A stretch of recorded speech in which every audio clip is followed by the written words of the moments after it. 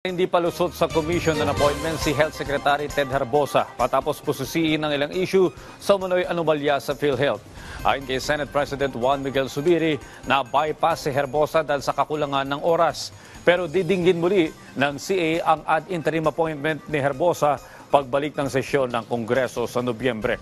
Pero kung tatanungin ang ilang miyembro ng CA, hindi ito matatawag na bypass kundi suspension lamang ng pagtalakay sa appointment ni Herbosa.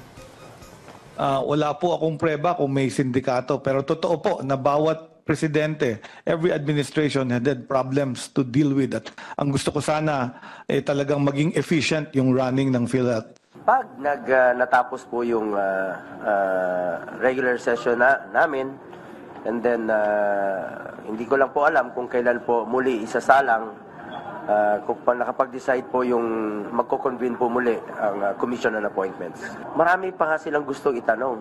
Definitely suspend. We don't want to, kasi pag defer may major issue. So far wala naman issue.